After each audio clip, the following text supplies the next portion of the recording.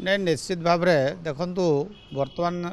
दुई तीन टा जेहेतु कार्यक्रम आखि आगे अच्छी जमती आमर बूथ चलो अभियान लड़े बूथ रे ही हम भोटिंग से ही हम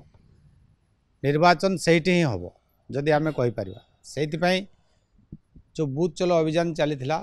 एबे गाँव चलो अभियान गोटे अच्छी एवं गाँव चलो अभियान जीवार उद्देश्य होची आम समस्ते जानी 10 वर्ष भितरे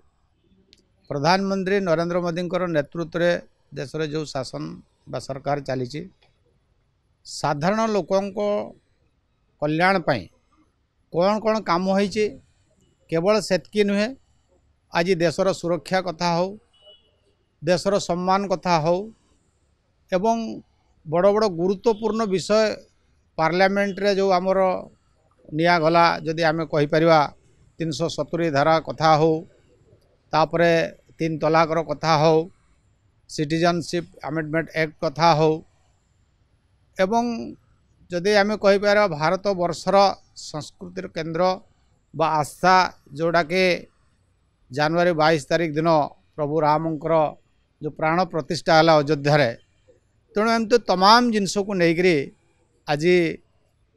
पार्टी आग्रह जे लोकों पाखे पहुँचिक आपण मैंने पहुँचतु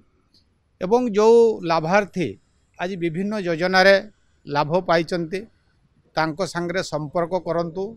एवं प्रधानमंत्री वार्ता को पहुँचातु जदि करा जाए निश्चित भाव में प्रधानमंत्री जो लक्ष्य रखिंट